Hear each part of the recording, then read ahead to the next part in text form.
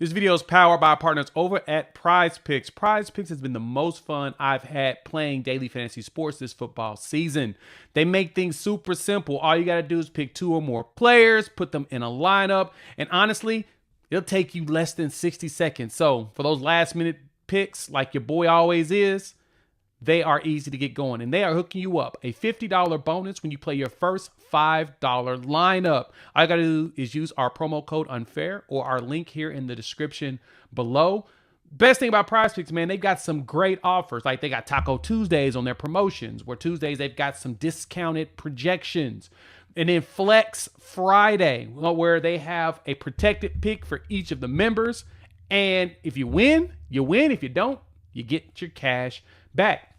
So it's simple to get into the app, make your picks, projections for more or less based upon the stats, and boom, again, it only takes you about 60 seconds or less to get her done. So you can play on just about all the games. So with the football season coming together and we're about to head into basketball, check out Prize Picks. So what you need to do is check them out. Go to prizepicks.com. Use our promo code UNFAIR to get $50 in bonuses on your first $5 plus lineup. Prize Picks. Daily fantasy sports made easy.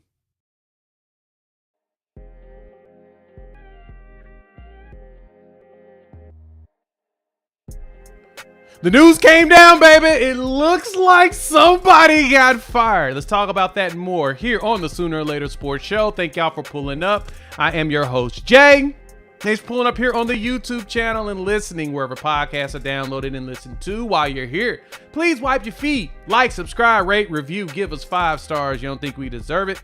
Give us 5 anyway. And gift it. So on today's episode of the Sooner or Later Sports Show, the wild and baffling part about this is that this is not what I planned on talking about, but we're going to do it. Seth Littrell appears to be relieved of his duties, and there's now a new quarterback coach into play. We're going to talk about the last game, but honestly, it's time to just flush that and go right into next season. Actually, next week and then all the way to next season. And then we're going to dive into what we think should happen as far as this team goes going forward. So, thank y'all for pulling up. Coop is on the way. I started a little bit earlier than normal, specifically because we got an announcement. So happy Sunday, everybody. I'm not going to lie to you. Your boy's a lot more excited than I probably should be because we got some movement. The chat is going wild. Jump in. If you're on the Xbird app, feel free to come over to YouTube and join this big chat. You see it on the screen. How is everybody doing this Sunday? I know y'all are a little perturbed, but the fact that we went ahead and made a change in the coaching, you understand. But I'm going to answer a few questions because there's a lot of people keep asking questions about, like, on staff who we should have. And when Coop comes in, he can continue to, of course, add to this. But I know everybody's wondering, like, I saw a couple people in the comments say, if Seth Littrell is gone, why not Emmett Jones? Why not DeMarco Murray, etc., so on and so forth. And I'm going to be 100% honest with all of you. That you can't change an entire offensive system 7 games into the season. That's why. And now that doesn't mean that they're not going to be heavily involved in what's going on in the decisions going forward. But changing your system all the way around is not a good thing to do. It destroys continuity in every capacity. So since, Seth Littrell survived maybe 8 games, the reason why you keep JJF out there is continuity.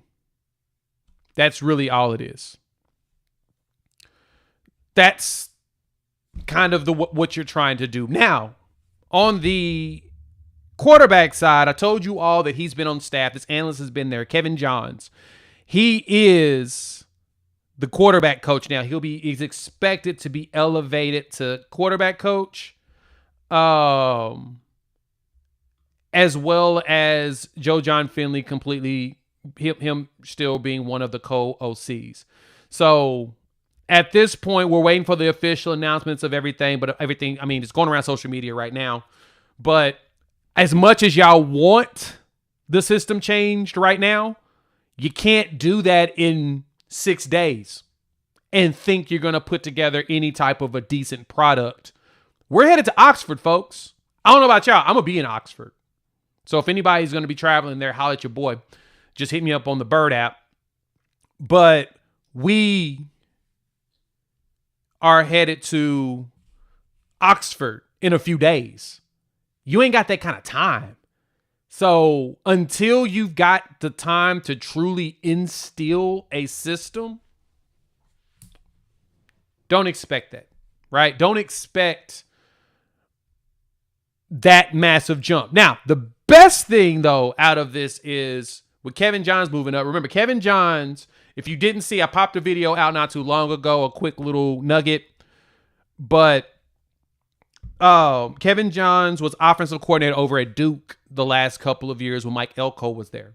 And y'all saw how good Duke did. I mean, of all schools, Duke was doing really good with Elko, which got Elko the job at Texas A&M. He did not follow Elko to A&M, and he came over here as an analyst. Now, Kevin Johns has history with former Sooners. He was at Indiana with Kevin Wilson. I think that was actually his first offensive coordinator job. Yes. His first OC job was at Indiana with Kevin Wilson. So y'all know Kevin Wilson, former Oklahoma guy. He took it. He comes in from there. He was there for 2 years. Then he went over to Western Michigan, left there, and was underneath Cliff Kingsbury over at Texas Tech before Cliff Kingsbury was gone. He basically tried to come there to help salvage his job. Left, went to Memphis, did well at Memphis for 3 years, took time at Duke, which they did really good, and now he's an analyst. And it appears that now he is going to be possibly elevated at analyst spot. Now, as some are believing, well, if you got the same people out there, the same results going to happen. No. Littrell was calling the plays. That's where the difference is going to come in now. Now we're going to have somebody else call the plays. And we're going to actually look at everything in a different manner. That, to me, is what makes the most sense. We're going to be making some major changes. You ain't going to hold system change, but don't forget, these systems are deep when it comes to plays. You've got numbers of plays in depth that you're going to be going through. So, oh yeah, this is also a good point. He was a Bros nominee at Duke. Riley Leonard was kicking butt. So, yeah.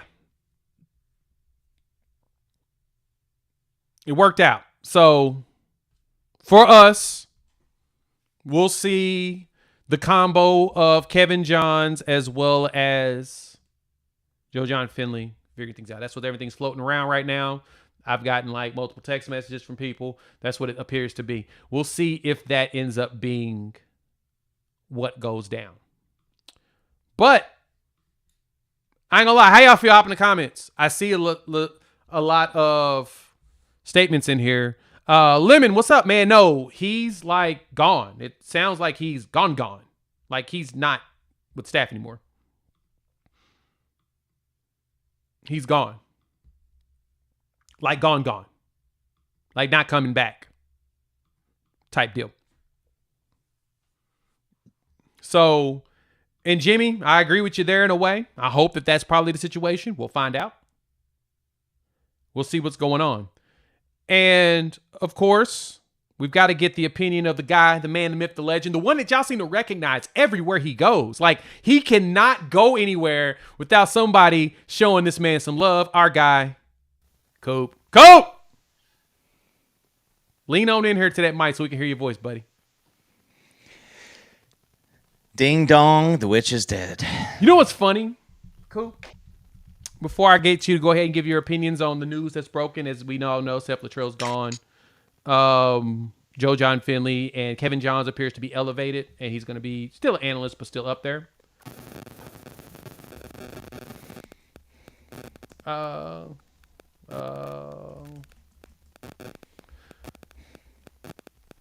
What's funny, Coop? The funny thing with this is that we were doom and gloom for like the last 24 hours.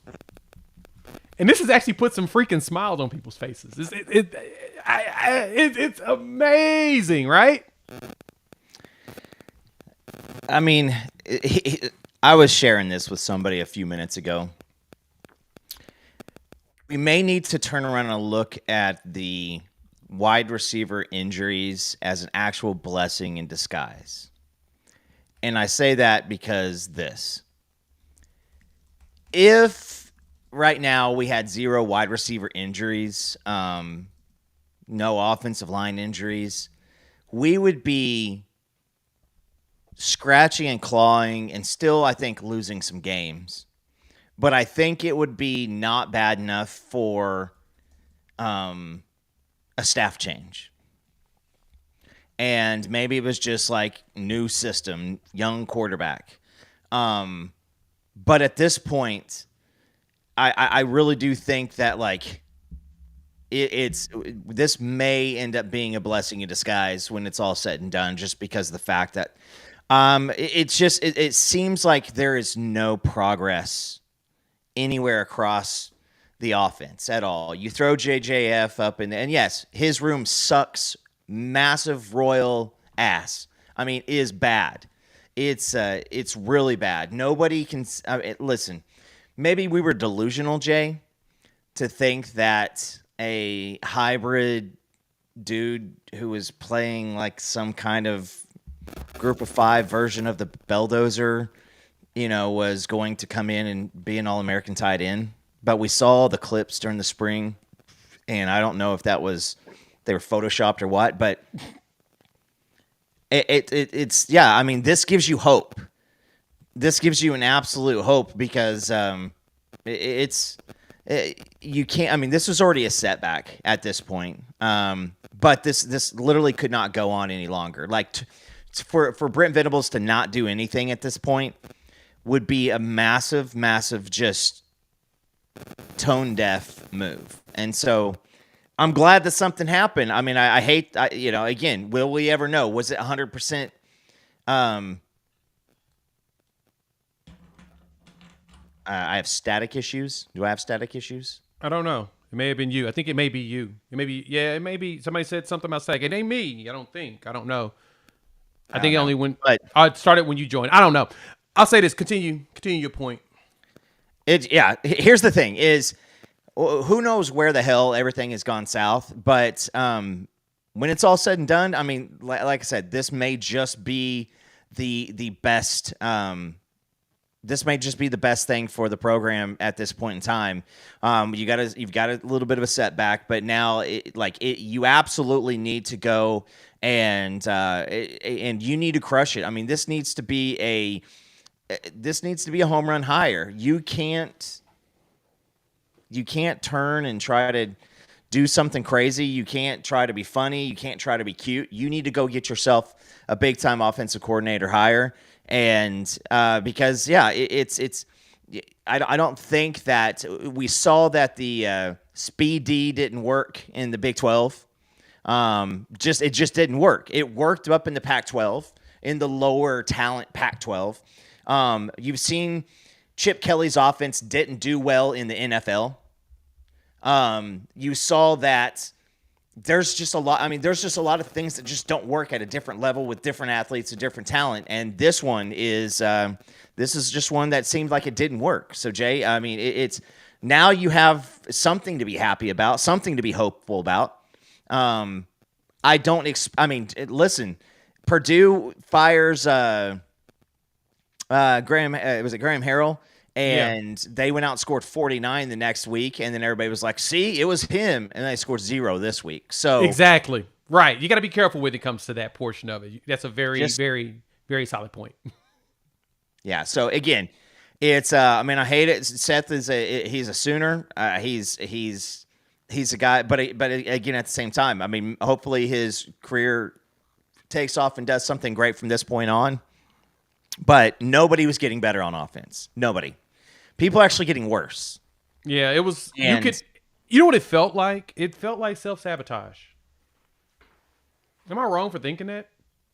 It kind of felt like self-sabotage. That's really what it felt like. And it's so funny. I hopped on YouTube. I want to respond back to my boy Truth over here. Yeah, it doesn't feel like I know what you mean with that static. Me and Coop worked in wireless for years, and so same company actually, Verizon. And so we know that sound before a text message comes through. That's kind of what I was hearing initially. Now it's gone. So it may be your phone too close to the audio interface. It's always a possibility. So boom.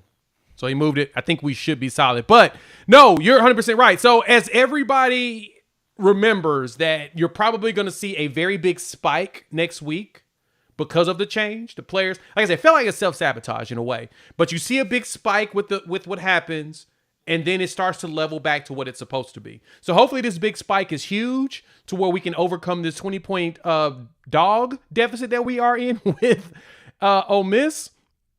But some people are pointing this out. And I think somebody asked this question a second ago, and I thought this was kind of funny. I'm definitely not going to read that one because I think that I don't even engage in that conversation. What's up, Ace? Thanks for the $2. We appreciate that, my boy. Thank you so much. Love BV. We got all the love in BV. But no, somebody asked the question about, can we get the Indiana staff? I'm going to say this. And I'm going to be completely blunt, and I'm going to say it as nice as possible while also reminding you all. Nobody's leaving their job 7 games into the season. They are undefeated. Just take Indiana's staff out of your mind. We will address that in December. And I say that specifically because if that head coach gets himself a bigger job because of how he's done in Indiana, or Indiana ponies up and pays everybody money, there's a good chance his staff follows him. We're not going to be able to outspend Indiana. Indiana got money. They just don't spend it on football. They spend it on basketball. They got money. And if Cignetti decides to stick around and they pay him, he's probably going to pay his staff to keep him around. But in December, holler at me. Because if Indiana starts to fall apart, y'all probably going to tell me you don't want them no more. I'm just going to tell y'all that. I'm just going to be honest. I'm being honest. Yes. Because there's a good chance you're going to be like, wait, man, that offense started falling apart as soon as they play real competition. Like, I love what Indiana's doing. Don't get it twisted. They putting up numbers. But they have not really played anybody yet. Let's see what they look like against Ohio State. If they show up against Ohio State, I will be out there with the picket fences with all of you saying, hire the Indiana staff. But I do want to wait. It's the only reason why I say that. So, no, yeah, December, holla at your boy. We got that. But, yeah, Jay, I see. I think it was you who posted in there. Yeah, I agree with you. December. We're going to look. Just keep that in mind. There's going to be a lot. This is the best part. Oklahoma has a lot of money when it comes to the coaching staff. We just saw this recently. They're paying people. They're paying staff. I mean, Littrell's making 7 figures. They're going to pay somebody some good offensive coordinator money that, and this is the part that I think will make Oklahoma more attractive. And Coop, tell me if you think I'm crazy here. What's going to make this job so attractive for somebody here at Oklahoma is that Brent Venables is going to give them the CEO treatment. You're CEO of the offense. This is your staff. This is your team. I am the overarching board of director. I am the chairman of the board. You will be CEO here, Zach Alley, CEO of defense. And this is why I know BV is going to do that. And this is why I think it's a great idea. And why I trust BV, because BV hired Zach Alley. Now, we all know that Zach Alley is a clone of Brent Venables, so I totally understand that it is a little bit simpler there, but you can tell that Alley is the one calling this defense. This doesn't look like the defense we've seen over the last couple years. It looks a little different in the way they do it. And whoever they decide to hire will get that same capabilities on the offensive side. Now, I say that, and this is why I want you to tell me if I'm crazy. Cool. If we do that, what happens?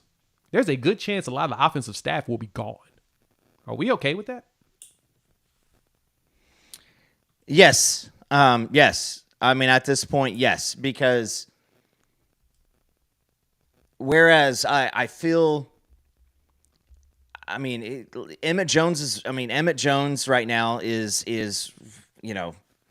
he's recruited very, very well, but none of these guys should be playing yet. None of these guys, I mean, but at the same time, it's hard right now in today's game because you see guys like Ryan Williams out there at 17 years old just lighting things up. And so everybody's like, well, see, it can happen. Well, listen, there's not a lot of other freshman receivers out there that are just, blowing the tops off of everything. But you got to have a lot more. And Ryan Williams does a lot more when plays are breaking down. Like, that's when he's been super successful. But, I mean, they didn't do great this week. He's still a great receiver, but that's hard. So, but at the same time, I say Bill Bedenbaugh. I mean, I'll just say this. This is the culmination of 2 years of shit kind of falling apart. Sorry, Jesus, for the curse words. It's okay. It's okay. But when we didn't pony up a couple years ago, now we're seeing the effects of it. Because right now, I got to say, I mean, Michael Tarquin's the best offensive lineman that we have, and that he should be our worst. And it's all because of age. That's where the problem is, and exactly what it is. It's age. We've got nothing but young dudes. It's so young there, and that hurts. And I don't know what it is. So, by the way, happy birthday to Sean Hutton, our offensive guard recruit, teammate with Big Fasusi. It's his birthday today, so happy birthday, Sean. Appreciate you, big man. I'll just say this. If there is a massive flux of changes just across the board, we have seen nothing recruiting-wise. We've seen nothing coaching-wise from the tight end position in a few years now. That's okay. I'm okay with that. The one that I'm really, really going to say right now that is, and somebody said even Sooners get fired. I think it's time for DeMarco to maybe go find something else. Because I'm gonna stay quiet on that. I'm gonna keep quiet on all the other positions as of right now. I 100% smell what the Rock is cooking here. You are not wrong.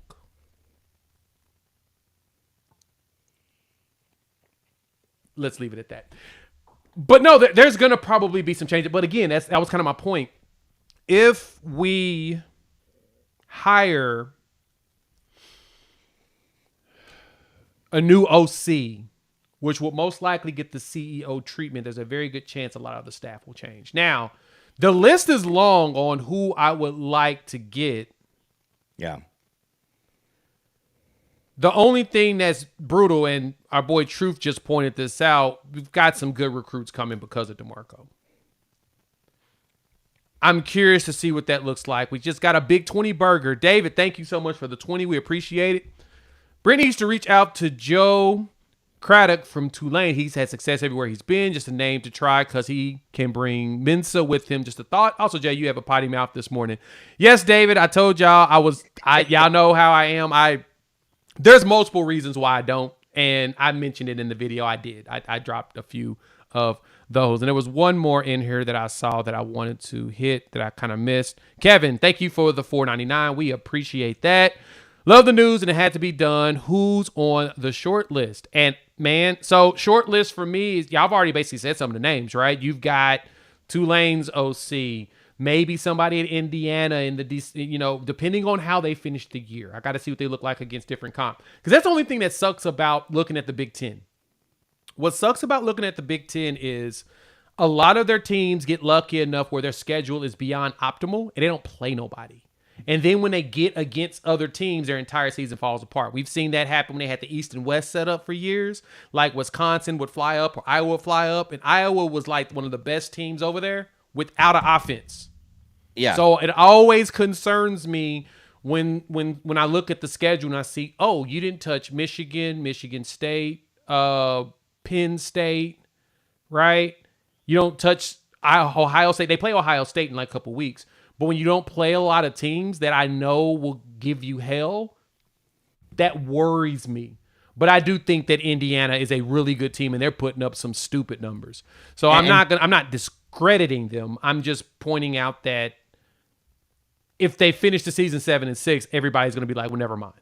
And Jay, here's the thing: is you got Indiana so far this year is Florida International, Western Illinois, UCLA, Charlotte, Maryland, Northwestern, and Nebraska. Nebraska's their biggest win, and that was this past week. Agreed. They got Washington, which is no. We'll see what they look like against Washington because their starting quarterback isn't playing.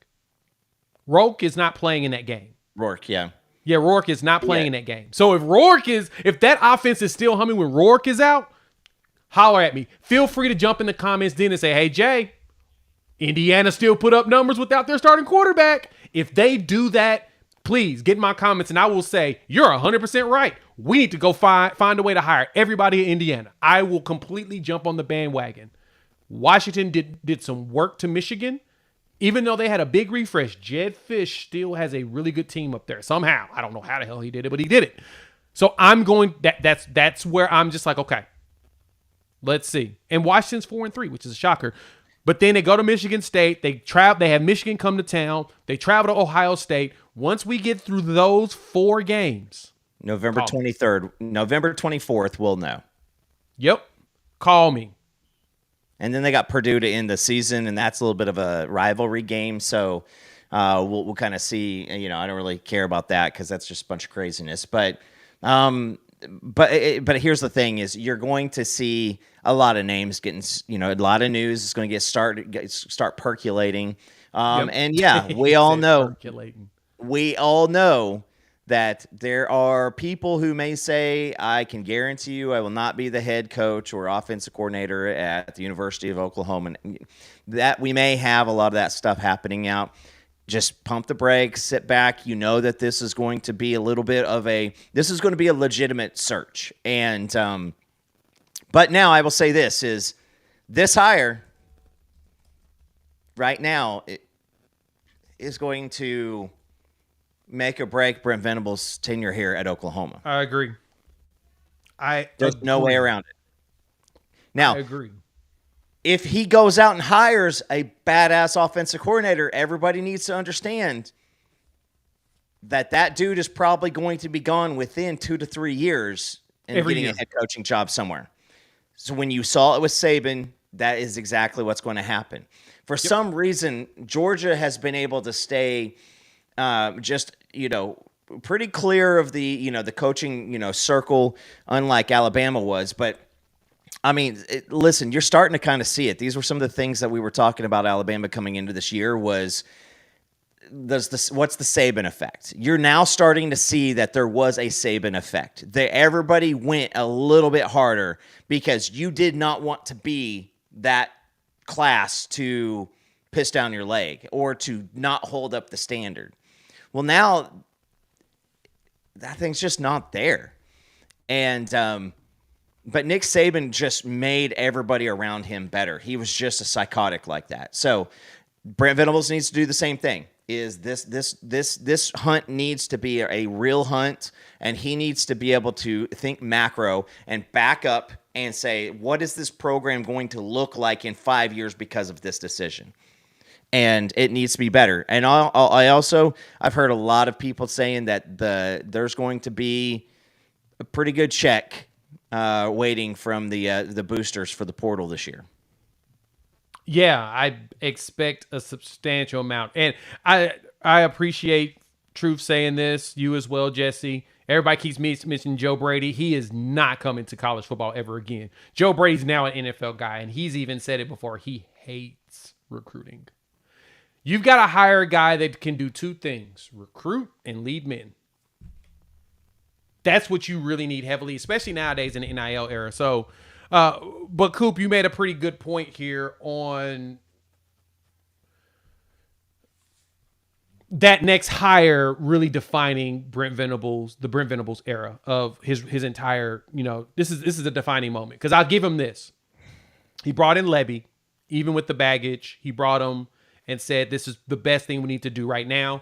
And he started to do the rebuild on defense. He didn't have to, quote unquote, babysit Levy because Levy even though he didn't have the quote unquote title of play caller, Levy knew what he was doing. He came in and we saw it. Everybody asked the question, oh, okay, he was underneath Lane Kiffin. He's underneath Josh Heupel at UCF. Did he actually call plays? And guess what? We saw that he was able to do it. He brought in his quarterback and boom, everything worked. Had a little baggage there, but it worked. You got the offense. And so Venables went and had to rebuild the defense. And so then Brent Venables went and did his first career-defining move. He relieved his defensive coordinator, who was one of his, I think, mentor/friends, of his duties. That's when you saw Ted Roof leave. And he brought in a young Zach Alley. Granted, we've all said it again jokingly, but seriously, he's a clone. Mm-hmm. But he brought him in. Coop, how do you feel about this defense? Listen, I will just say, like, if you want to see the resolute, like the resolve of our defense has had 3 games, so 3 of the past 4 games, to where if they said, deuces, I'm out, like, screw this, nobody would have blamed them. Nope. Against Tennessee. And I said that the offense and the play staff and the offensive line failed the fans and the defense against Tennessee. They were still grinding.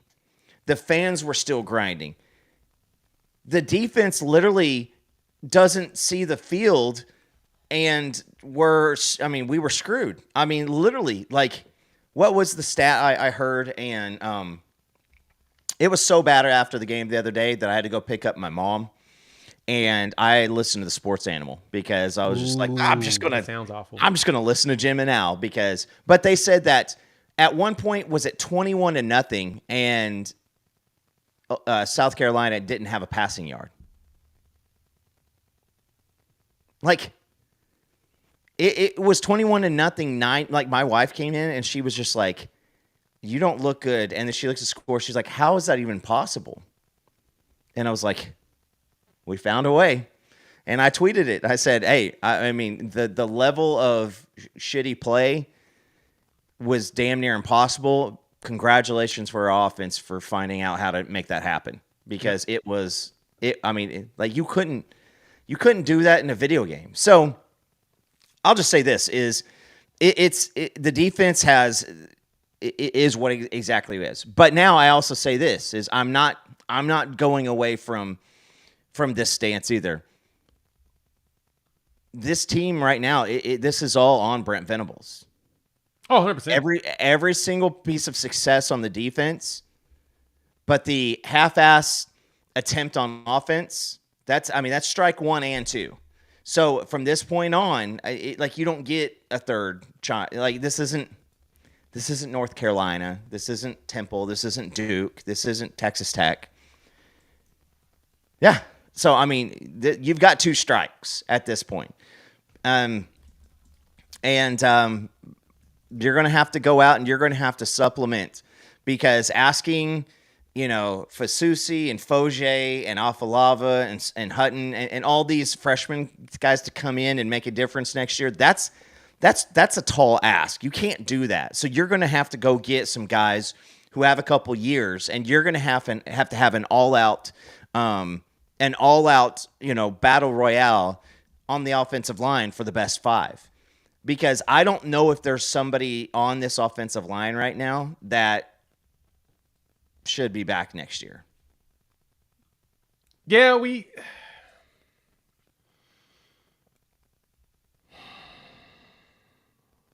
like, I should be able to look at our offensive line and be like, that's a guy I don't want to pick a fight with.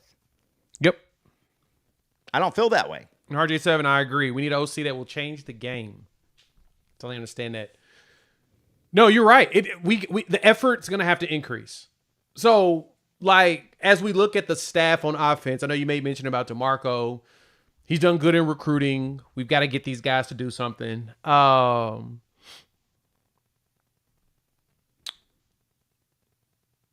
Every other position is going to be evaluated. Playing a whole bunch of young dudes obviously never works very well. It's fine to play a young player in a spot when you have a bunch of veterans. Uh-huh. But if you've got all young players and one veteran, that veteran's going to get abused. Because they're the one that everyone's going to be leaning on for help. Can't do that. We're gonna play a lot of young players. So like, for example, this class that just came through of offensive linemen, expect to see them main. I think the main game is when you start seeing them for the rest of the season. And I say that because that preserves everybody's red shirt. Because then it's only 4 games. You can play them. And then they preserve their red shirt just in case. And then they come back next year as a redshirt freshman. I say, like, this is where you need to, and no, I don't think Bob Stoops needs to be part of this staff, but I think that I think Stoops is done. I think Bob Stoops needs to come in and have a conversation with Brent and help him out with a couple things, because here's the thing that it really confuses me. Is with so many things wrong in so many different areas around on this team, it's hard to, I've said this for weeks now, it's like hard to, like, what's the thing that we need to fix? Like, obviously, there's so much wrong between the injuries, there's just so much wrong. And I don't know if, like, can you critique DeMarco Murray for the running back rotations for the past 2 years, because it's been, I mean, I don't know what it is. It's like he rolls a dice every single week, and that's how we decide who. No, I mean, Javonte Barnes has been our best back, but it's confusing because, we saw our first Caleb Hicks moment. Looks pretty good, and that was it. Like, now, with the game completely, in the crapper at that point, why don't we see more? Why don't we let's see some more of this stuff? But there's a lot of guys who, again, like you said, Jay, like, you've got do you waste a year of their eligibility? I don't think that's a safe thing to do, and that's not what you want to do for these kids, is you don't want to, like, ruin a year for them. But here's the one thing is, you got to find one of these 2 quarterbacks, and you got to ride with them the rest of the year. Yeah, and I don't know because here's the thing is, I was listening to Gabe and Teddy. I only got by the time we do our show, I've listened to about 10 minutes of it, so I'm pretty terrible about that. But listen to Gabe and Teddy, and they said, do you feel any better with Jackson? And I thought, I don't know, like, Jackson Arnold looked like he was playing quarterback, whereas I'm still not 100% sure what Hawkins was doing. And Hawkins looked like in that game he was a little bit over his skis. And I'm going to be 100% honest, that's probably the best defensive line we're going to see this season. Like, South Carolina's their defensive line is the best. Because and Gabe said that on the breakdown when they were previewing South Carolina. Gabe said this specifically. He posted on the X-Bird right after the game, because it's funny. The broadcast pointed this out.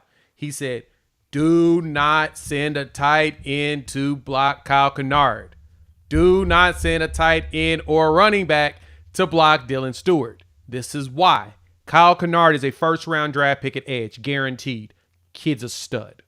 Dylan Stewart is a true freshman that will probably be the next Jadeveon Clowney and be the number 1 player taken off the NFL draft if it's a weak QB draft. That's how good they are. Yeah. And then their interior dudes are good enough that they add and supplement. That's how they had 9 different dudes sack us. No. It's not because our offensive line is just bad. Those dudes are studs. And then to go along with all of the mismanagement when it comes to play calling and where the lineman was supposed to go. It was, bro. It's brutal. And it feels like there was stubbornness coming from. Yes. Coming from Littrell and them. It felt like stubbornness. That's what it felt like. Listen, I wouldn't, if their defensive line coach ran on the field to yell at one of our offensive linemen, I wouldn't trust our tight ends to go get in between them. Right. He would just swim move them or something. Like it's bad. I mean, it's really, really bad. Yeah. And so, you need to have a now hiring ad already hitting. I mean, everybody needs to know. I would just say that the Oklahoma offense. Hey, look, we got 4 games left. Portal's open. Looking for a few good men. Put Uncle Sam's ass out there with an OU logo on his hat. Stupid. Look, I said it Sunday that this team needs to go ahead. I didn't say that they were doing it, but I said this team needs to go ahead and have a search firm started right now. After the Texas game, search firm right now. You need to interview everybody for their current jobs, and you need to have a search form ready to go searching for an OC. Because the other thing is, again, like I said, you bring in a new OC, what happens? They're most likely want to bring their own dudes. Now, granted, Emmett Jones is fantastic because he has massive ties in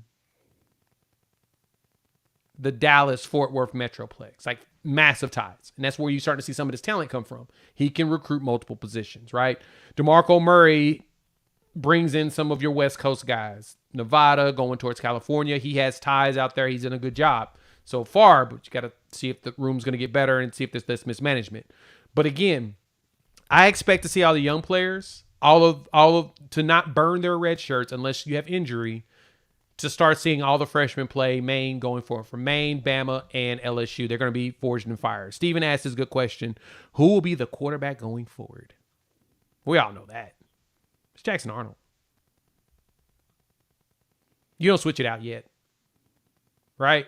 You switched from Hawkins because of the turnovers. Not all his fault. He was getting lit up. But Jackson Arnold looked a little bit more comfortable in comparison. Now, I don't know if I like this, but at the same time, you may need to go ahead and go with a 2 QB system. Feels like it makes a lot of sense to do that. Maybe. I know. Who looks best in practice during the week? I think it's what Gabe said. Which makes sense. And yeah, I don't know, because here's the thing is what you can't do. And Gabe said this. You can't lose them both. You absolutely cannot, because True. Casey Thompson ain't coming back next year. And for my friends out there, there ain't nobody else that's ever going to be a quarterback at the University of Oklahoma on the roster. So you can't lose them both. And you sure as hell ain't don't want to start this game over again next year with throwing out Kevin Sperry out there or anything like that as a freshman. That's not what you're looking for. So That's true. Jay, I got a question for you. Give it to me.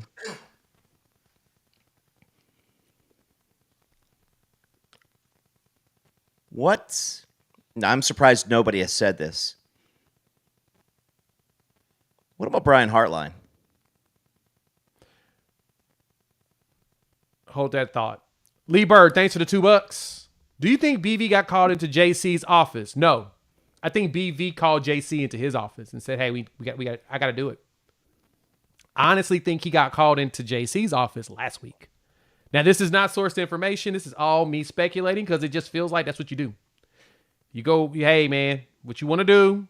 What do you want to do? And BV's like, all right, give me a week, but do me a favor. Get the calculations together. We need to figure something out. And then did the calculations, and they're like, all right, pull it. Heartline. Now, I know that he is a wide receiver coach, and he's wide receiver coach, and he's pretty darn good at it. You're not pulling him from Ohio State. And this is the reason why. Ohio State couldn't pull DeMarco Murray from us because it's their alma maters. Heartline is literally the heir apparent the minute Ryan Day gets fired when they lose to Michigan again this year. Oh, Lord, jeez. He probably won't. They're not going to lose. Believe me this. No. It was a fleeting thought when you said EJ's name again, because I just thought, like, there's only really one guy that's, there's a couple other guys up there in that. But I will say this is, what? If Michigan beats Ohio State again this year, Ryan Day is gone. That may be the easiest bet in history. I mean, absolutely, maybe the easiest bet. And I don't care whose fault is if if Will Howard plays like Will Howard in big games. I don't care. But yeah, I mean, that may be. Yeah, but I mean, I am absolutely okay with no person on this staff having carte blanche on this at this time. And I hate saying that because the O-line haul that Bedenbaugh has, but I'm not sure that you can. I mean, if the next coach is not a great one, it's going to be quite a long time before we're not doing pods like this. Yeah. Because not saying that, I think that there's a lot of different guys who can give us some kind of freaking pulse on offense. There's a lot of guys, but that's not what we're wanting here. We just went from we can't stop the 9th grade girls powder puff offense on defense to, I'm not even going to say that out loud. We appreciate that. Appreciate you keeping that one held. We ain't scoring on anybody. I put it this way. Let me add this to what you're saying. Everyone's asking about Heartline now, which is funny. Yeah, in truth, that is what it was. Graham Harrell got fired at Purdue, scored 49 points the next week, and then they scored 0 points the week after that, which is even funnier. And I don't want any more Texas Tech around here. No more Texas Tech. And this is the reason why I think Brian Hartline is also kind of a red flag. Their OC leaves, and instead of elevating Brian Hartline, they bring in Chip Kelly. Hartline's been there for a while. And Day has had him as a coach for a while.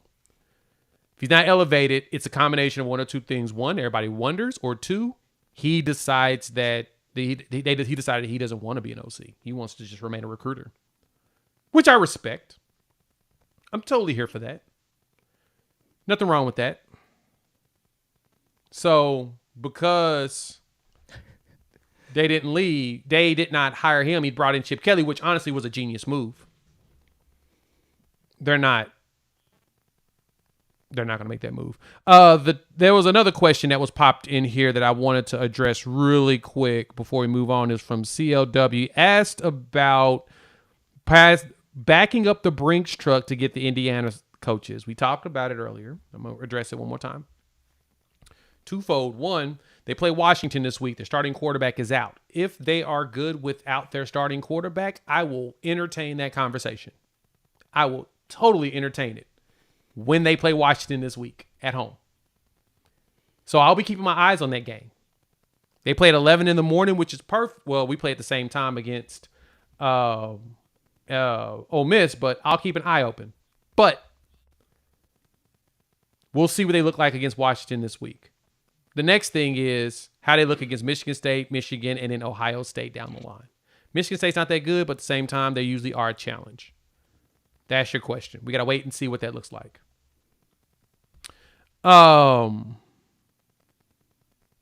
We do. Like Coop, you said this before. We need new blood. We really, really, really, really, really do need new blood. We need something different. That's why you saw Zach Alley come in. Even though he has BV ties, he came from like two other spots, smaller spots, but he also knows how to coach with minimal talent and a lot of talent. He's shown it. So what we're doing is the defining moment for Brent Venables, the second one. He's already had his first one. His first one was getting rid of Ted Roof because everybody complained. Mm-hmm. He got rid of Ted Roof. He brought in Zach Alley, who looks like he's going to be a stud. And the good thing about defensive coaches, and you said this earlier, Coop, I think a lot of people don't understand this. First off, keeps coming up in the chat. I'm not sure why. No one's leaving their job. No. 7 games in. No one that y'all want. Let's put it that way. No one y'all want is leaving their job. David dropped the $5. Thank you. Still have 5 games left. This team still has a lot to play for. Can't let this be a distraction. I 100% agree. No one's leaving their job that's worth it, that you want in October. People that are gone from October means they got fired. So let's pump the brakes on that portion of it. Let's move on and look at that's the December piece. So right now it's about continuity, putting a Band-Aid over this bullet wound, or hopefully we're having surgery. Hopefully that this change and there's a very much simplification and the players are happy and we've moved on into something better. Let's just wait and see. The list,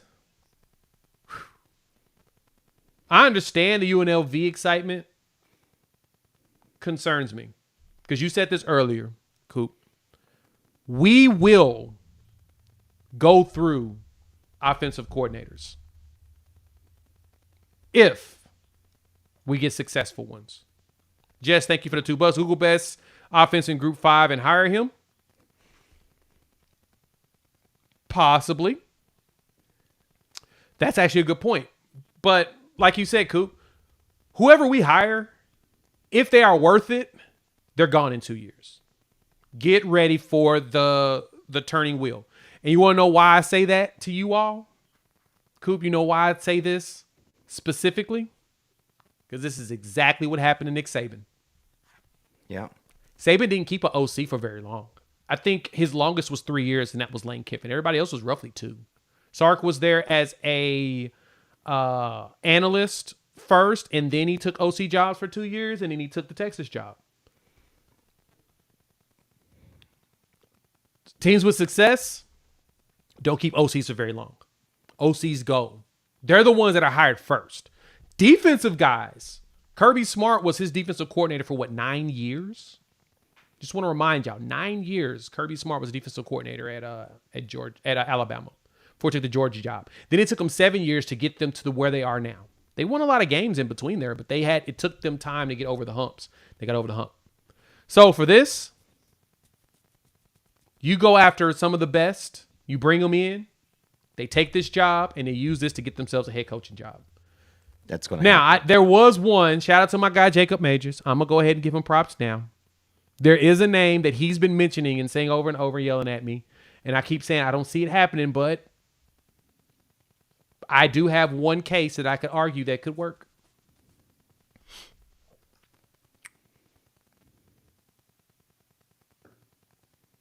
Joey Halsey.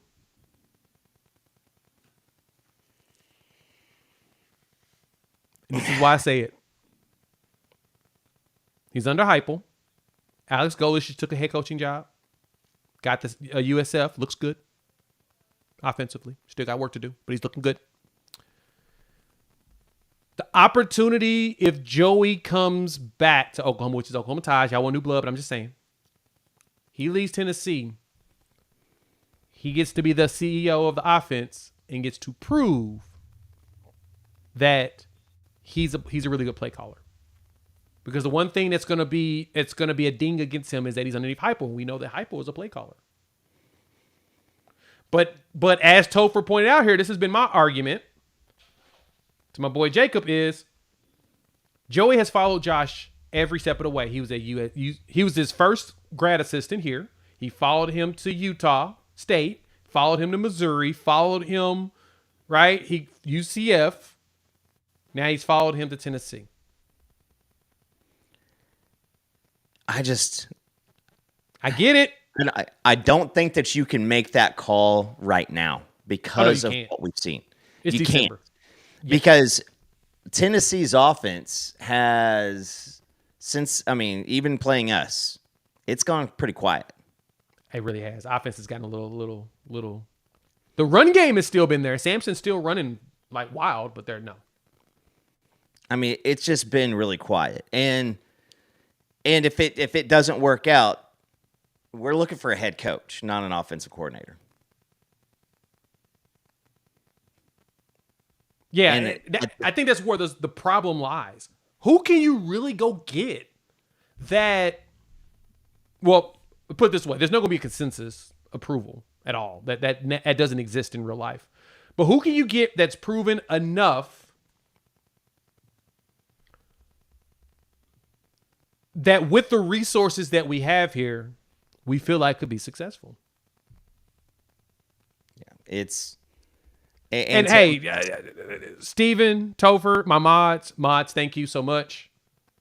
Just do me a favor, ignore everybody that says Cale Gundy. Just ignore them. Just ignore them. That's not. I think Cale's done with coaching. I think he's enjoying his life.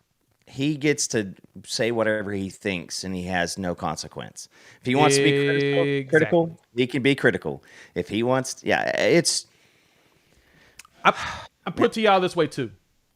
If things work out the rest of this season, things look better, this is gonna suck. Y'all gonna be mad. Y'all gonna be mad. Don't you dare. I'm about to. Don't I'm about you to do dare. it. I'm about to do it. I'm Mods, about to do it, y'all. Are y'all ready? Get ready to if a lot of responses. Things work out well, do not be surprised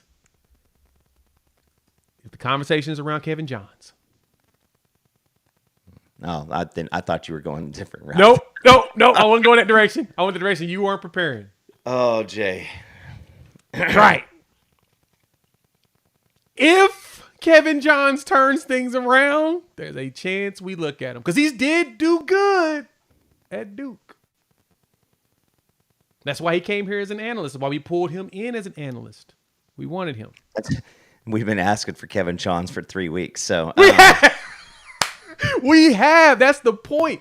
That would be one that would be intriguing. I'm ready to see what his offense is going to look like. I'm ready to see how he gets these players re-engaged and going. I want to see how, because this is the thing, and then we get to talk about the game yet. It's funny, we've gone 56 minutes roughly. We haven't really even talked about the game yet. But there was a couple of wrinkles that I did enjoy in the way that we played. I like that we moved the pocket multiple times. That was helpful, especially when you got quarterbacks like Michael Hawkins Jr. as well as Jackson Arnold who can move. And they move fast enough to where even if those edges are chasing them, they're not going to catch them. But they can get the pass off, right? I like that. So, if things works out, now I see everybody in the chat pointing out that Kevin Johns, that like Kyle points out here, that JJF is running the play calling. Do not be shocked if there's a lot of influence from Kevin Johns in this. I'm not saying there will be. I'm not saying there won't be. I'm just telling you, it only makes sense. If we're going to make some changes in a way that we can make changes, you make changes, right? You make adjustments that need to be adjusting that you can in kind that makes sense for the situation you're going through. You make those adjustments. Kevin Johns could be, if he does well enough, get the job. And the question keeps being asked me, put on here. Kyle said this. For those that are asking, here is your play caller, JJF. As ESPN has reported. First sourced from Sooner Scoop. Peter Thamel reports this. Of course, Littrell was fired, 6 p.m. team meeting. Joe John Finley will be the new play caller, and former Duke OC Kevin Johns will have a significant role in the offense. As in, he is the quarterback coach. And it's going down. So, we will see what happened. But I do think that there's going to be a very heavy influence in there. Now, when you start looking at these jobs and these people that are around here,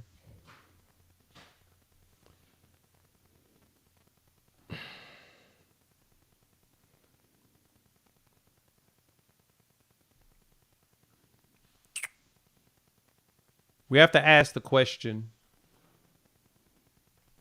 can JJF do it? In truth, I agree. Leftwich, intriguing. Where is he? Where is Byron Leftwich? At home? No, is it Georgia Tech? No, that's a Winky. No, that's oh God, no. Texas State. Byron I is don't see no. him anywhere. I don't see anything on his Wikipedia of him having a job. Is Oh, he's at Texas State. Okay, so he is at Texas State. Really? and I wonder why I don't see him on their site. Let me go look it up. that's yeah, He must be an analyst there. Continue. Go ahead. I'm sorry.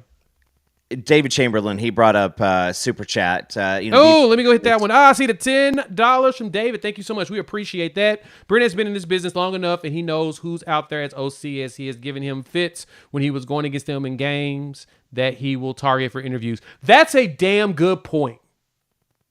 If you think about all the teams that Clemson had to go against, from SEC squads to ACC squads that he's go against, he's probably looking at the Rolodex of coaches he's seen and see who bothered him. Like, I mean, that was the Jay Valai hire. That was also, if I'm correct, the Emmett Jones hire as well it was people that, those guys, he saw them on the recruiting trail. And he was like, I like your style, like what you do.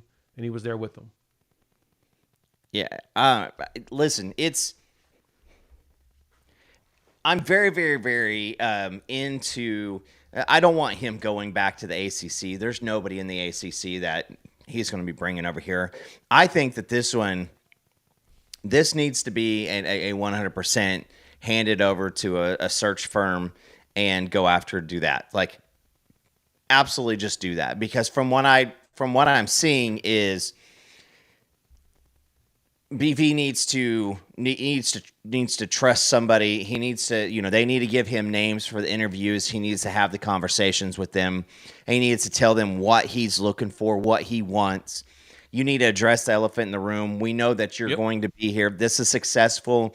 You're going to probably be leaving here in 2 years, 3 years. And that just needs to be it. As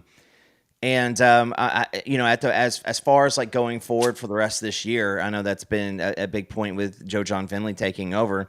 He just has some familiarity, and you can't completely just change offensive schemes mid-year. That's why we ran Levy's offense in the bowl game. It doesn't matter. It's not that easy. These guys on the offensive line have been, have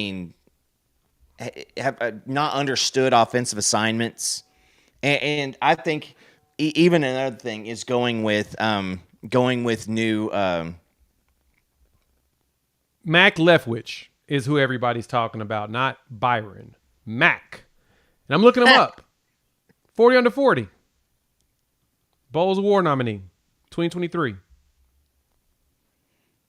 He was an Incarnate Word QB coach and offensive coordinator. You know who played an Incarnate Word? Anybody in the chat? No, I know. But y'all know who played an Incarnate Word before he has elevated to 2 new spots and was his quarterback? Who's his quarterback there? Cam Ward. Yes, sir. So Cam Ward was his quarterback in Incarnate Word, and Cam Ward was lighting up college football. Went to Washington State. Now he's at Miami. He's a Heisman Trophy guy.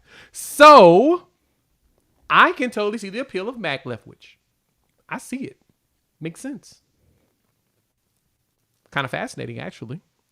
Pretty proud of my wife. She thought she was helping out. She sent me. She's like, "Oh my god, they fired Littrell." So we love you. Tell her we love trying you. to help. She's trying to help. She's trying to help out the show. We appreciate that. We need the Waffle House menu coaches back. That's what we need, Frankie. We need coaches with the Waffle House menu. Hey, did you see that one coach? Oh, you see that one fan? I think it was a Texas game. He had no shirt on, had a headset on. I think it was that one. But they were standing there with a Waffle House menu in his hand. I saw it on Twitter. I was cracking up. I've blocked out a lot of football memories over the past couple weeks. Touche. It's a fair point. Yeah. So, yeah. But no, my rant here about JJF is you've got to have FSU. That's what it was. Thank you, Kyle. Sorry about that. It was FSU game. I was cracking up. I was like, really? Is he really wearing a headset like Mike Norvell? And he's using a McDonald's Waffle House menu. I mean, I will say this. As an Oklahoma fan, at least it's not FSU bad. Like, FSU, it looks like the Monstars came and stole their talent. Like really I does. don't even understand what's going on down there. Ben Arbuckle at Washington State. Thank you, you Sooners. $2. We appreciate it. Ben Arbuckle. To look them up. They're having a good year. Mm-hmm. They're actually having a really good year. In truth, I agree. Marion is a good choice, but the question is about the go-go. What does that look like at this level? Everyone's asking the exact same question. What does that look like there? But Brennan Marion can recruit. Same thing with Arbuckle too. I just am super, super hesitant because I think that Lincoln Riley going ECU to the Big 12, it looked terrific. When you had a Heisman quarterback, it looked great. Lincoln Riley, outside of NFL quarterbacks, has been like, if you don't remember, I think we scored like 35 points in the second half under Spencer Rattler. Like, it wasn't good. And even Caleb Williams against Kansas and Baylor was really, really bad. So the offense, I mean, it took Herculean efforts by Kyler Murray to actually give us an opportunity after we were down 28-0 against Alabama. So I just don't know if these things, and I don't know. It's like, so in the chat, let me know, like, do you go more pro style? Do you have a quarterback that's sitting back in the shotgun 99.9% of snaps? Would you like to see somebody who goes pro style and have somebody under center? Like, what kind of scheme do you guys? Because the go-go, I'm really, it's a sexy pick, and I think it'd be a really, really cool hire for Colorado. After they all clear out the house. So I'm just, at this point, you need to run a complementary football scheme. Alabama looked great on offense when they had 5 NFL wide receivers out there and a guy that could just pass the ball around. Mac Jones is not a good quarterback. He never was. But 5 NFL wide receivers, and you look freaking great. A great NFL running back, you look freaking great. Everybody does. Everybody looks good like there. So I'm really, Willie Corn is There's a long list of options from Corn to Arbuckle to Leftwich to Brennan Marion. Like, I'm not opposed to any of them. The question's going to be who works for what we're trying to do and who's going to be able to recruit like crazy. I don't care if we hire Sean Marion. If we can have a competent offense, let's just make it happen. Like, but it's going to have to start. I mean, like I said, you're going to have to get somebody who's going to be able to get stuff out of the kids, because you can't say that we're 0 for 5, 0 for 7, or 0 for 8. How many of these guys that have been playing on the offensive line, and nobody seems to be getting better. So you ask the question of, like, are they not bought in? Do they, like, why is Jacob Sexton now going from a guy who's the next number 1 draft pick to maybe a guy that probably shouldn't be playing on the offensive line anymore? Like, those are a lot of questions that we need to have answered.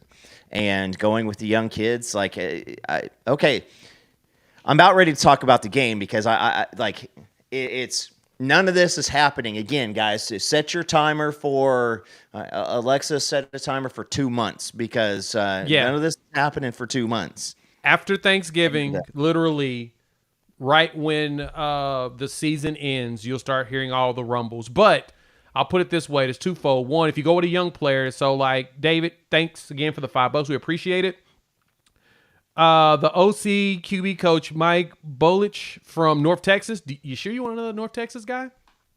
Because I don't know if y'all knew this, but Littrell's offenses were also ranked very high at North Texas. Just FYI.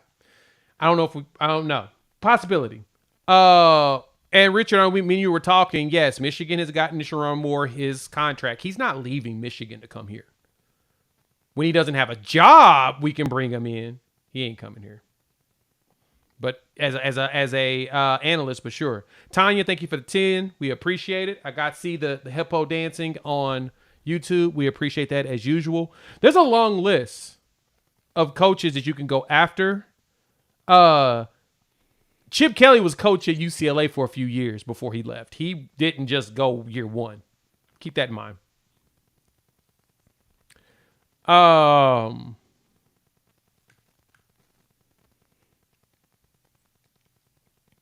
I wouldn't mind Sharon Moore coming here in the future when we decide when Beaton Bow decides to retire.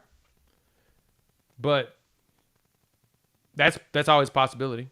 He's gonna be able to recruit. We've seen Sharon Moore recruit, so he can do it. But the big problem here is, Lemon, I'm gonna fight you. You think I can handle this as an analyst? I'd lose my mind.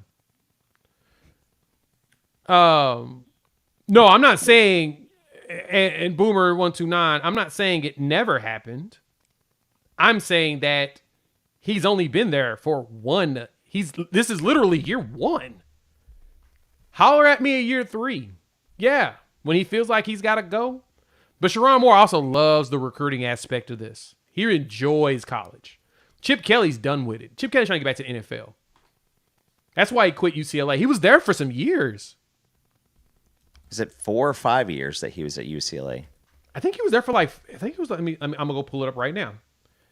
He was at UCLA from 18 to 23. He was there 5 years. If you told me that Sharon Moore was there for only, he was there for 5 years as a head coach, then yeah, I could totally see him leaving. But he's not. He's not going to. Matt asked about Graham Harrell. Nope. He's regressed everywhere he's gone. Since he left North Texas with Seth Littrell, his offenses has regressed. Can't do it. I mean, I don't mind the SMU OC though. Huh? Do you feel good about Graham Harrell? Like you, as a program, you're saying recently fired Purdue offensive coordinator, hired as the Oklahoma offensive coordinator. Like again, I'm done with Texas Tech. Yeah. Oh, Casey Wood. Yeah. Casey Wood. I wouldn't mind him at SMU. SMU's having a really good season now. They've turned it around. Now they kind of ruined Preston Stone. Yeah. He's But the young guy looks better. I think that's probably what it was. I was wondering if it's Preston more so regressed than the actual player. But a lot of y'all have already said it in here. I've seen this so many times. No Texas Tech. Y'all are trying to get away from the air raid, which is hilarious. And I love it. Totally agree. I've been hearing Tulane's OC as well. That will be a name to keep in mind. And yeah, listen, I think I saw somebody, it was, there isn't a proven OC out there, so that's just going to go. I mean, at this point, it's going to be a tough go because, I mean, you're going to have to get somebody to come in. You're going to say, but I mean, at the same time, like you think if you can get Jackson to stick around, you're like, hey, listen, this is a 5-star ex-Gatorade Player of the Year. That's who you get to start and build your program with. You're going to get good money. You do a great job. You're going to get elevated and have a head coaching job within 4 years, almost guaranteed. But at the same time, if you don't do a good job at OU and you've got, a mediocre defense or offense, like you also maybe have to take a step back. So does that play a portion in guys wanting to come here? Because if you come here and you just do okay, you're not getting a head coaching job anywhere. You're probably going to have to, or it's going to have to be like at a Texas State or North Texas. Kotelnicki, yeah, I've heard the Kotelnicki has been thrown around the Penn State OC. No more Wilson from Tulsa. No, we don't want him back. Shout out to Kyle for the $2. We appreciate it. Throw every dollar you have at Andy Kotelnicki. Yeah, Kotelnicki.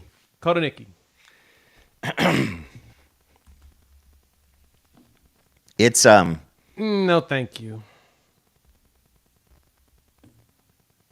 Josh Heupel did get fired at OU. I mean, some guys get fired, and I understand that. But I also think, I still bring it up that what happens?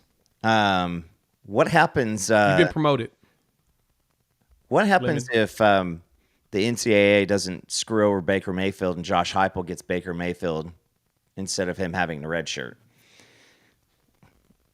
Like, you could have decisions that just go your way. But again, I'm saying Josh Heupel, his offense has not looked very stellar the past couple weeks.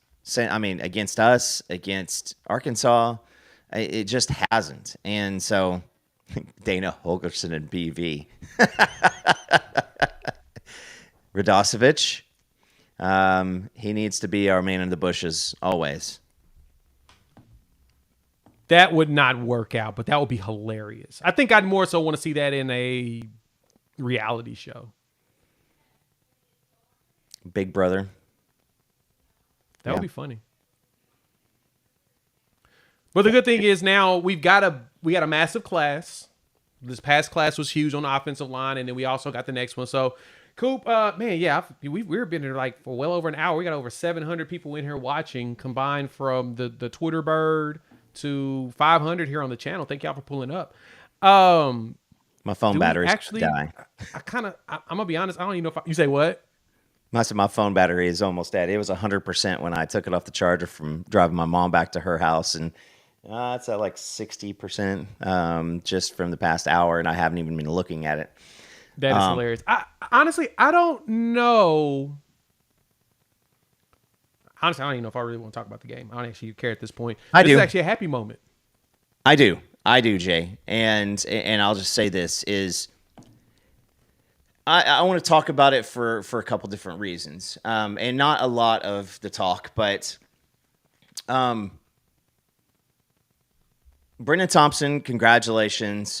He finally got loose and somebody saw him. So I just want to say, shout out to BT. It's been a tough run for him. But if I think that what we saw from Jacob Jordan was the same thing we saw again with Petaway versus Tennessee. The only thing I want people to show is I want this offense to play like Jacob Jordan did. Like, I want this offense to play with effort, with heart, with suddenness. Like, his effort out there was absolutely phenomenal. And I'm not saying that like Jacob Jordan's going to come out and ball out or even have 10 more catches the rest of the year. But when you're going in here, I just want to see an absolute effort piece coming because this defense, I don't know how much longer they can do this. Expect to see. Man, I everybody pray for Danny Stutzman's recovery healing this week because that dude had 16 tackles and what's his name? Rocket Sanders. They held them for 2.2 yards per carry, but that's a 235-pound back. And dude, over and over and over and over that he was getting in there and thumping with that guy. I don't think people understand how well the defense played just because the offense was just so bad. Like, the defense really stepped up in that game, and that's why if you saw me tweeting it out and I was tweeting through all the pain, you held them to 14 points on offense and 15. And they got a 2-point conversion. Screw that. Yeah, they got 2-point conversion on one of those actual drives. But 256 yards, 180 pass, 76 rushing, 1.9 yards per carry. And Sellers was breaking out. He had like a 25-yard run, but he didn't finish the game very well in rushing in this game. I think he finished with 28 yards rushing on 13 carries. Rocket Sanders, 15 carries for 33 yards. Rocket Sanders has been eating people alive most of this season. No, he hasn't. He's actually been brutal. But we held him to under... Yeah, because he didn't play the Akron game. Against LSU, he had 19 carries for 143 and 2 touchdowns.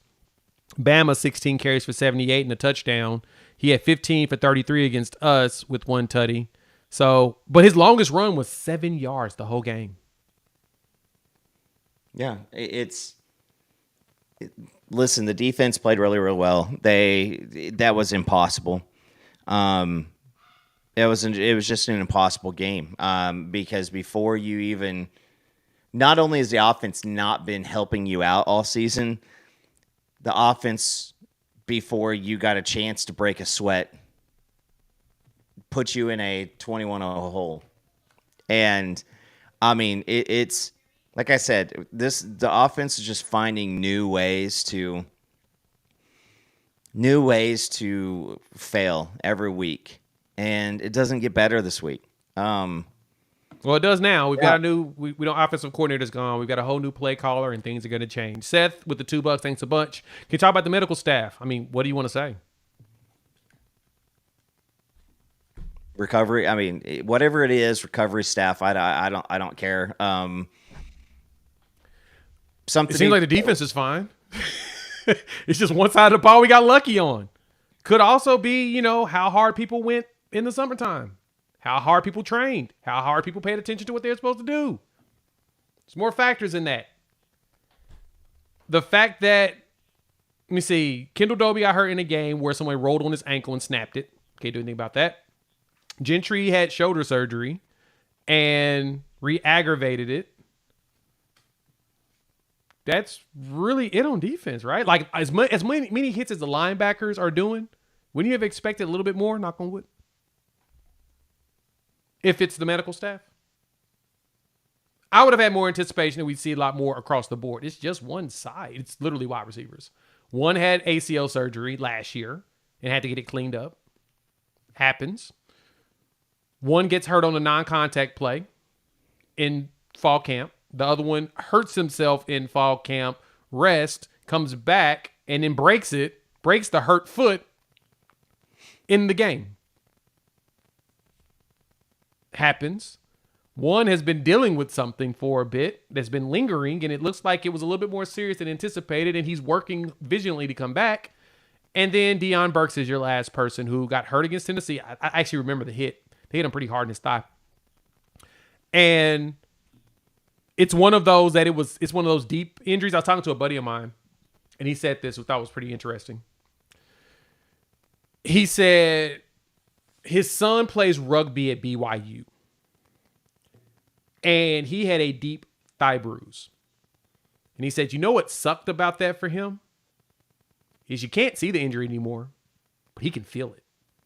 Bad. So as a rugby player, he can run north and south. He can't cut. Which is good because in rugby, you can just run north and south and be just fine. And he said, yeah, my son he can kind of play. He's like, as long as he's running north and south, he's fine. But if he has to cut, he'll fall to the ground. That's how bad, that's what sucks. And I think that's what Deion's dealing with. One of those that's kind of painful. Andrell had another cleanup. I know he tried to go in Temple. I mean, listen, I had that thing. And not every knee surgery is the same. Not every ACL tear is the same. You could tear your meniscus, and, you know, there are guys that can come back 2 or 3 weeks later. Adrian Peterson, you know, can come in and, you know, win the MVP a year or 8 months after tearing his ACL. Some people just do heal differently. Especially when it trains as hard as he does too. Yeah. I expect to see. Now listen, if the same shit starts happening next year, then there's something. Right. I think that there is something. But there's just so much coincidence on this. But like I said, I think with all these injuries, this basically revealed a massive glaring problem that we're not dealing with for 2 to 3 years before we have to make a change. And you've just mired in, you know, mediocrity. So I would say this is I think Deion Burks was that close from playing this week, and to be honest with you, I think he travels to Oxford. Yeah, I think he does too. A lot of guys were out there. A lot of guys were out there bouncing around. Jaden Gibson was out running around. I think PG said he saw Jaden Gibson out. Now he has zero chance of playing this year, but he's going to be the guy who leads this room next year. Burks ain't going to fix this, but you know it's what happens from the team, because this is still 100% on the offensive side of the ball. It absolutely is. It's on the offensive side of the ball, and that the mindset on that side, I don't know who it needs to be. Somebody needs to get in there, but we need to see people being a little bit more excited out there. I want more Jacob Jordan type of motivation out there. Same. And yeah, I think Burks can come back. He's only a junior, if I'm correct. And but these guys all are going to there's a good chance that all this stuff gets fixed, and we have some good players coming back next year. But this week, listen, I'll say this about Ole Miss. Ole Miss has thrown some stinkers out there, and the offense. And we'll get into this on Wednesday or Thursday, but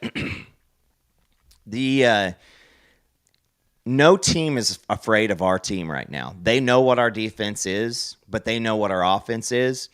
And Jay, every single team is going to. You need to prove a point that something has changed on offense this next week. And if you can prove that point, and if you can back them off, but Dart is another quarterback who will make errors, will make mistakes. Their running game isn't terrific, but it's another great defensive line too. So that it's going to be any chance. Now, do I think that we're going to win? I mean, I don't know. I don't think so. I got no reason to think yes, but I don't think that we go out and get blown out by 20. I think that we see something happen, and we want to see some positivity. We want to see two good things on offense this week. I want to see a pulse. Yeah. Like, to me,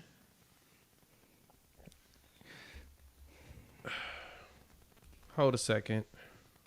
And Blake Horton, I don't disagree with you, Blake. If we do go out and score 30 on Ole Miss this week, I mean, a lot of that goes on BV, and I don't see a way to think that Seth Littrell made a bunch of our offensive linemen block that they've never played football before. I mean, at some point, you got to do what your job is to do. I need a pulse. And the way this team has played, Coop, they've been playing as if they've been on tetrodotoxin B. That's what they've been playing like they've been on, which slows the heartbeat down to 1 second. Bruce Banner made it for stress, but Nick Fury used it to mask his death in Winter Soldier. But tetrodotoxin B. That's what we looked like. It was beep, and an occasional beep. It was awful. I just want a pulse. If we get a pulse, guess what? We give Ole Miss fits. Our defense is solid.